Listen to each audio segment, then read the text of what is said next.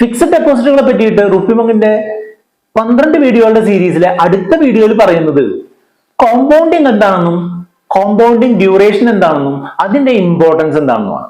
Fixed deposit ഇടുന്ന സാധാരണക്കാര് എപ്പോഴും മനസ്സിലാക്കി വെക്കേണ്ട ഒരു കാര്യമാണ്, നമ്മൾക്ക് കിട്ടുന്ന പൈസ കോമ്പൗണ്ടിങ് രീതിയിലുള്ളതാണോ അല്ല സാധാരണ രീതിയിലുള്ളതാണോ എന്നുള്ളത്.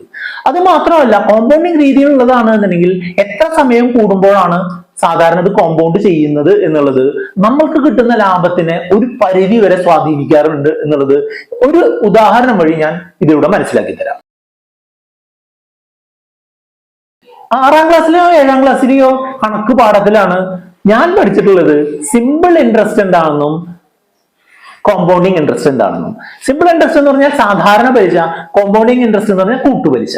സാധാരണ പലിശ എന്ന് പറഞ്ഞിട്ടുണ്ടെങ്കിൽ നമ്മൾ ഒരു നിശ്ചിത കാലത്തേക്ക് നിക്ഷേപിച്ചു കഴിഞ്ഞിട്ടുണ്ടെന്നുണ്ടെങ്കിൽ ആ തുകയ്ക്ക് നമ്മൾ ഒരു നിശ്ചിത ഇൻട്രസ്റ്റ് പെർസെന്റേജ് തരാമെന്ന് പറഞ്ഞിട്ടുണ്ടെങ്കിൽ അതിന്റെ അവസാനം നമുക്ക് കിട്ടുന്ന ആ തുകേനെയാണ് പലിശ അല്ലെങ്കിൽ സിമ്പിൾ ഇൻട്രസ്റ്റ് എന്ന് പറയാം. ഉദാഹരണമായിട്ട് 10,000 രൂപ 12% ഒരു വർഷത്തേക്കാണ് നിക്ഷേപിച്ചിട്ടുള്ളത് എന്നുണ്ടെങ്കിൽ 10,000 ഇൻറ്റു 12/100 ഇൻറ്റു 1, അതായത് 10,000 മുതൽ 12% എന്നുള്ളതിന് 12/100 1 എന്നുള്ളത് ഒരു വർഷം. അതായത് നമുക്ക് കിട്ടുക 1,200 രൂപയാണ് സിമ്പിൾ ഇൻട്രസ്റ്റ് രീതിയിൽ നമുക്ക് കിട്ടുക. അതിനാണ് സാധാരണ പലിശ അല്ലെങ്കിൽ സിമ്പിൾ ഇൻട്രസ്റ്റ് എന്ന് പറയാം. അതേസമയം കൂട്ടുപലിശ എന്ന് പറഞ്ഞിട്ടുണ്ടെങ്കിൽ ഒരു നിശ്ചിത ഇടവേളകളിൽ ഇൻട്രസ്റ്റ് കാൽക്കുലേറ്റ് ചെയ്യുകയും നമ്മൾ മുതലിനായിട്ട് ഇൻട്രസ്റ്റ് കാൽക്കുലേറ്റ് ചെയ്യുകയും ആ കാൽക്കുലേറ്റ് ചെയ്തിട്ടുള്ള ഇൻട്രസ്റ്റ് മുതലിനോട് കൂട്ടുകയും അടുത്ത തവണ നമ്മൾ ഇൻട്രസ്റ്റ് കാൽക്കുലേറ്റ് ചെയ്യുന്നത് ആ സമയത്ത് മുതലും ആ സമയത്ത് പലിശയും കൂടെ കൂട്ടിയിട്ടുള്ളതാണ് എന്നുള്ള രീതിയിൽ മുതൽ പ്ലസ് പലിശ, മുതൽ പ്ലസ് പലിശ പ്ലസ് പലിശ, ആ ഒരു രീതിയിൽ കോമ്പൗണ്ട് ചെയ്ത് പോകുന്നതിനെയാണ് പറയാ കൂട്ടുപലിശ അല്ലെങ്കിൽ കോമ്പൗണ്ടിങ് ഇൻട്രസ്റ്റ് എന്ന് പറയാം. കൂട്ടുപലിശ കണക്കാക്കുമ്പോൾ ഏറ്റവും പ്രധാനപ്പെട്ട കാര്യമായിട്ട് നമ്മൾ ശ്രദ്ധിക്കേണ്ടത് എന്താണെന്ന് വെച്ചാൽ കൂട്ടുപലിശ കണക്കാക്കുന്ന സമയപരിധി എന്താണ് എന്നുള്ളതാണ്. സാധാരണ ഇന്ത്യയിലെ ബാങ്കുകൾ ഫോളോ ചെയ്യുന്നത് 3 മാസം കൂടുമ്പോൾ കൂട്ടുപലിശ കണക്കാക്കുക എന്നുള്ള രീതിയാണ്. അതല്ല എന്നുണ്ടെങ്കിൽ ചെയ്യുന്ന രീതികൾ മന്ത്ലി കോമ്പൗണ്ടിങ്ങും ഇയർലി കോമ്പൗണ്ടിങ് ആണ്. ഈ മന്ത്ലി കോമ്പൗണ്ടിങ് രീതിയിൽ ചെയ്യുമ്പോഴും ക്വാർട്ടർലി കോമ്പൗണ്ടിങ് അല്ലെങ്കിൽ 3 മാസം കൂടുമ്പോൾ ചെയ്യുന്നതും ഇയർലി കോമ്പൗണ്ടിങ് രീതിയിൽ ചെയ്യുന്നതും എങ്ങനെ വ്യത്യാസപ്പെട്ടിരിക്കുന്നു എന്നുള്ളത് അറിയുന്നതിനായിട്ട് ഇന്ത്യയിലെ ഏറ്റവും പ്രധാനപ്പെട്ട ഒരു ഓൺലൈൻ ഫിക്സഡ് ഡെപ്പോസിറ്റ് പ്ലാറ്റ്ഫോം ആയിട്ടുള്ള സ്റ്റേബിൾ മണിയുടെ വീഡിയോ ഡെമോ ഒന്ന് കണ്ടുവരാം. നമ്മുടെ ആളുകൾ ഏറ്റവും കൂടുതൽ ഉപയോഗിക്കുന്ന ഒരു ഇൻവെസ്റ്റ്മെന്റ് പ്രോഡക്റ്റ് ആണ് ഫിക്സഡ് ഡെപ്പോസിറ്റുകൾ.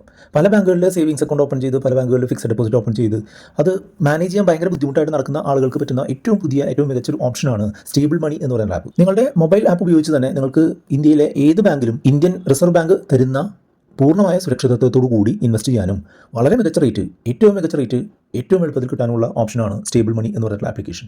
സ്റ്റേബിൾ മണി എന്ന് പറഞ്ഞിട്ടുണ്ടെങ്കിൽ ഒരു ഫിൻടെക് പ്ലാറ്റ്ഫോമാണ്. ഇവർ സാധാരണക്കാരുടെ ഫിക്സഡ് ഡെപ്പോസിറ്റുകൾ ഇടുന്നതിലുള്ള ബുദ്ധിമുട്ടുകൾ പരിഹരിക്കുന്നതിനായിട്ട് ഇന്ത്യയിലെ പല ബാങ്കുകളെയും കൂട്ടി യോജിപ്പിച്ചുകൊണ്ട് ഏറ്റവും മികച്ച രീതിയിലുള്ള സർവീസ് തരുന്ന ഒരു ഓൺലൈൻ പ്ലാറ്റ്ഫോമാണ്. നമ്മളിതിൽ ഇൻവെസ്റ്റ് ചെയ്യുന്ന തുക അതായത് ബാങ്കിൽ തന്നെയാണ് ഇൻവെസ്റ്റ് ചെയ്യുക എന്നുള്ളതാണ് ആദ്യമായിട്ട് മനസ്സിലാക്കേണ്ടത്. ഈ വീഡിയോ ഡിസ്ക്രിപ്ഷനിലെ ലിങ്ക് ഉപയോഗിച്ച് നിങ്ങൾ സ്റ്റേബിൾ മണി ആപ്ലിക്കേഷൻ ഡൗൺലോഡ് ചെയ്ത് ഇൻസ്റ്റാൾ ചെയ്ത് നിങ്ങൾക്ക് ഏറ്റവും മികച്ച ഇൻട്രസ്റ്റ് റേറ്റ് കിട്ടുന്നതിനായിട്ട് അതിലെ ഇൻട്രസ്റ്റ് റേറ്റ് കമ്പാരിസൺ ചാർട്ട് ഉപയോഗിച്ച് നിങ്ങൾക്ക് ഏറ്റവും മികച്ച ഫിക്സഡ് ഡെപ്പോസിറ്റ് കണ്ടെത്താനും ഇൻവെസ്റ്റ് ചെയ്യാൻ സാധിക്കും. സ്റ്റേബിൾ മണി ആപ്ലിക്കേഷൻ നിങ്ങൾക്ക് രജിസ്റ്റർ ചെയ്യുന്നതിനായിട്ട് മൊബൈൽ നമ്പർ വേണം, ആധാർ കാർഡ്, പാൻ കാർഡ് വേണം. ഈ കാര്യങ്ങൾ ഉണ്ട് എന്നുണ്ടെങ്കിൽ നിങ്ങൾക്ക് എപ്പോൾ വേണമെങ്കിലും സ്റ്റേബിൾ മണി ആപ്ലിക്കേഷൻ രജിസ്റ്റർ ചെയ്യാം. അങ്ങനെ രജിസ്റ്റർ ചെയ്തിട്ടുള്ള ലോഗിൻ ചെയ്യുന്ന സമയത്ത് നമ്മുടെ ഇൻവെസ്റ്റ്മെന്റുകൾ കാണാനായിട്ട് സാധിക്കും. ഇത് എൻ്റെ ഫാദറിൻ്റെ അക്കൗണ്ടാണ്. അത് 25,000 രൂപയുടെ ഒരു FD ചെയ്തിട്ടുണ്ട്.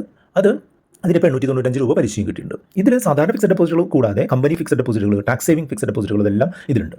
ഇതിലിപ്പോൾ കാണിക്കുന്നത് പോലെ നിങ്ങൾക്ക് 9.1% വരെ ഇതിൽ ഇൻട്രസ്റ്റ് റേറ്റ് ഇപ്പോൾ കിട്ടുന്നുണ്ട്.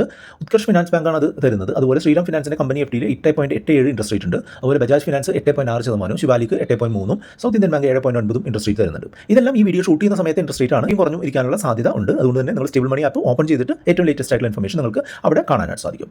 ഞാൻ മുൻപ് പറഞ്ഞ പോലെ 100% സേഫും സെക്യൂറും ആയിട്ടുള്ളൊരു FD എക്സ്പീരിയൻസ് തരിക എന്നുള്ളതാണ്. അതിനായിട്ട് ISO സ്റ്റാൻഡേർഡ്സ് ഫോളോ ചെയ്യുന്ന ഒരു ആപ്ലിക്കേഷനാണിത്.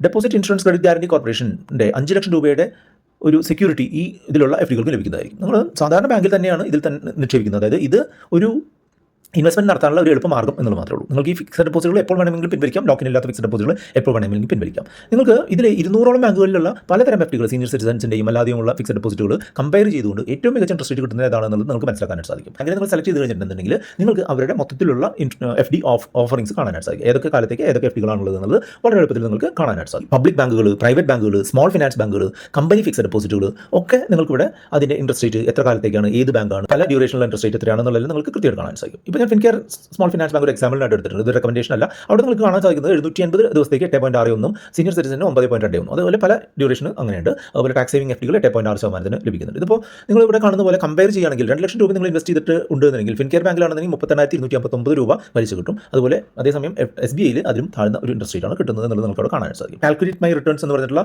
ഓപ്ഷൻ നിങ്ങൾക്ക് കാണാനായിട്ട് സാധിക്കും. അത് ഉപയോഗിച്ചുകൊണ്ട് നിങ്ങൾ എത്ര രൂപ ഇൻവെസ്റ്റ് ചെയ്ത് കഴിഞ്ഞാൽ നിങ്ങൾക്ക് എന്തുമാത്രം ബെനിഫിറ്റ് കിട്ടും എന്നുള്ളത് കൃത്യമായിട്ട് കാണാനായിട്ട് സാധിക്കും. സാധാരണ ബാങ്കിൽ നിന്ന് കിട്ടുന്ന എല്ലാ ഫെസിലിറ്റിയും നിങ്ങൾക്ക് ഇതിൽ കാണിക്കാനായിട്ട് സാധിക്കും.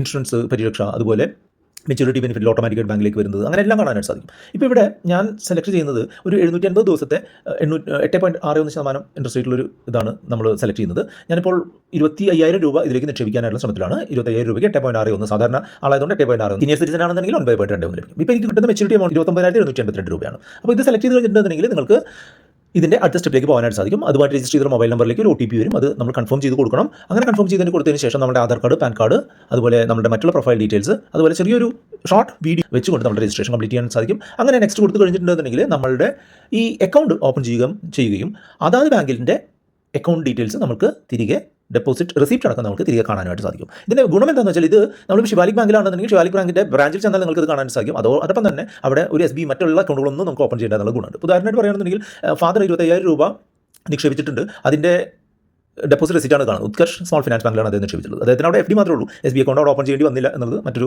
ഗുണമായിട്ട് ഞാൻ കാണുന്നുണ്ട്. ഇതുപോലെ നമുക്ക് എത്ര വേണമെങ്കിലും ഏത് ബാങ്കിന് വേണമെങ്കിലും ഫിക്സഡ് ഡെപ്പോസിറ്റുകൾ ഓപ്പൺ ചെയ്യാനായിട്ട് സാധിക്കുമെന്നുള്ള ഗുണവും കൂടെ ഇതിൽ ഉണ്ട്. നിങ്ങളുടെ ഒരു സൗകര്യത്തിനനുസരിച്ച് നിങ്ങൾക്ക് ഏത് ബാങ്കിൽ നിന്നും ഏറ്റവും മികച്ച റേറ്റുള്ള ഒരു ഇൻട്രസ്റ്റ് റേറ്റ്, അതും 100% RBIയുടെ സുരക്ഷിതത്വത്തോടു കൂടി കൃത്യമായിട്ടുള്ള ഫ്ലെക്സിബിലിറ്റിയോട് കൂടി ഇൻവെസ്റ്റ്മെന്റ് നടത്തുന്നതിനായിട്ട് ഈ വീഡിയോ ഡിസ്ക്രിപ്ഷനിൽ ലിങ്ക് ഉപയോഗിച്ച് നിങ്ങൾക്ക് സ്റ്റേബിൾ മണി ആപ്ലിക്കേഷൻ ഓപ്പൺ ചെയ്യാം. മന്ത്ലി കോമ്പൗണ്ടിങ് രീതിയിലാണ് എന്നുണ്ടെങ്കിൽ ഒരു വർഷം 12 പ്രാവശ്യം അല്ലെങ്കിൽ 2 വർഷം 24 പ്രാവശ്യം നമുക്ക് ഇൻട്രസ്റ്റ് കാൽക്കുലേറ്റ് ചെയ്യും. അതായത് 5,000 രൂപ 8% നിരക്കിൽ 2 വർഷത്തേക്ക് കിട്ടുന്ന നിക്ഷേപമാണ് എന്നുണ്ടെങ്കിൽ അതിലേക്ക് നമുക്ക് ഓരോ മാസവും 5,000ന്റെ ഒരു മാസത്തേക്കുള്ള 8% ഇൻട്രസ്റ്റ് കാൽക്കുലേറ്റ് ചെയ്ത് അത് മുതലിനോട് കൂടി കൂട്ടി അടുത്ത മാസത്തേക്കുള്ള പലിശ മുതലാക്കി വീണ്ടും അടുത്ത മാസം ഇൻട്രസ്റ്റ് കാൽക്കുലേറ്റ് ചെയ്ത് ആ മുതലും പലിശയും കൂടെ കൂട്ടി 3ാമത്തെ മാസം, അങ്ങനെ 24 പ്രാവശ്യം കാൽക്കുലേറ്റ് ചെയ്ത് വരികയാണെന്നുണ്ടെങ്കിൽ നമുക്ക് തിരികെ കിട്ടുന്ന തുക മന്ത്ലി കോമ്പൗണ്ട് രീതിയാണെന്നുണ്ടെങ്കിൽ 5,869 രൂപയായിരിക്കും എന്നാണ് പറയപ്പെടുന്നത്. അതേസമയം ക്വാർട്ടർലി കോമ്പൗണ്ടിങ് അല്ലെങ്കിൽ 3 മാസം കൂടുമ്പോൾ കോമ്പൗണ്ട് ചെയ്യുന്ന രീതിയിലുള്ള നിക്ഷേപമാണ് എന്നുണ്ടെങ്കിൽ ഒരു വർഷം 4 പ്രാവശ്യം മാത്രമേ കോമ്പൗണ്ട് ചെയ്യുക എന്നുണ്ടെങ്കിൽ ഒരു വർഷം 4 പ്രാവശ്യം മാത്രമേ ഇൻട്രസ്റ്റ് കാൽക്കുലേറ്റ് ചെയ്യുള്ളൂ. 2 വർഷം ആകുമ്പോൾ 8 പ്രാവശ്യം മാത്രമേ കാൽക്കുലേറ്റ് ചെയ്യുള്ളൂ. അതായത് 5,000 രൂപയുടെ 8% വെച്ച് 2 വർഷത്തേക്ക് നിക്ഷേപിച്ചിട്ടുള്ള ക്വാർട്ടർലി കോമ്പൗണ്ടിങ് ഇൻട്രസ്റ്റ് ആണ് എന്നുണ്ടെങ്കിൽ 858 രൂപ മാത്രമേ നമുക്ക് കൂട്ടുപലിശ കിട്ടുള്ളൂ. നേരത്തെ ഉള്ള ഇൻട്രസ്റ്റിനേക്കാൾ കുറവാണത്. അതായത് മന്ത്ലി കോമ്പൗണ്ടിങ്ങിനേക്കാൾ ചെറുതാണ് ക്വാർട്ടർലി കോമ്പൗണ്ടിങ്ങിൽ നിന്ന് കിട്ടുന്ന ലാഭം. അതേസമയം ഇയർലി കോമ്പൗണ്ടിങ് ഓരോ വർഷം കൂടുമ്പോഴാണ് ഇത് കോമ്പൗണ്ട് ചെയ്യുന്നതെന്നുണ്ടെങ്കിൽ നമ്മൾ ഓരോ വർഷം കഴിയുമ്പോഴും ആയിരിക്കും അതിന്റെ പലിശ മുതലിനോട് കൂടി കൂട്ടുക. ഈ ഒരു എക്സാമ്പിളിൽ 5,000 രൂപ 2 വർഷത്തേക്ക് 8% ഇയർലി കോമ്പൗണ്ടിങ് രീതിയിൽ നിക്ഷേപിച്ചിട്ടുള്ളതാണ് എന്നുണ്ടെങ്കിൽ നമ്മൾക്ക് കിട്ടുന്ന പലിശ വെറും 832 രൂപ മാത്രമാണ്. അതായത് നമുക്ക് തിരികെ 5,832 ആയിരിക്കും കിട്ടുക. കാരണം എന്താ, അത് 2 പ്രാവശ്യം മാത്രമേ കോമ്പൗണ്ട് ചെയ്തുള്ളൂ. മന്ത്ലി കോമ്പൗണ്ടിങ് 24 പ്രാവശ്യം കോമ്പൗണ്ട് ചെയ്തു. ഈ ക്വാർട്ടർലി കോമ്പൗണ്ടിങ് ആകുമ്പോൾ 8 പ്രാവശ്യം മാത്രം കോമ്പൗണ്ട് ചെയ്തുള്ളൂ. അപ്പോ എപ്പോഴും നമുക്ക് പൈസ കിട്ടാനായിട്ട് നല്ലത് മന്ത്ലി കോമ്പൗണ്ടിങ് ആണ് എന്നുള്ളത് നിങ്ങളിപ്പോൾ മനസ്സിലാക്കി കാണും. ഏറ്റവും ഉയർന്ന പലിശ കിട്ടുക മന്ത്ലി കോമ്പൗണ്ടിങ് രീതിയിലുള്ള നിക്ഷേപങ്ങൾക്കാണ്. ഇതുമായിട്ട് കൂടുതൽ എന്തെങ്കിലും അറിയാനുണ്ടെന്നുണ്ടെങ്കിൽ നമ്മുടെ വാട്സ്ആപ്പ് നമ്പർ ആയിട്ടുള്ള 8848030018 നിങ്ങൾക്ക് കോൺടാക്ട് ചെയ്യാം. നമ്മളുടെ FDയുടെ വീഡിയോ സീരീസിലെ അടുത്ത 2 വീഡിയോകൾ കണ്ടുകൊണ്ട് നിങ്ങൾക്ക് മുന്നോട്ട് പോകാം.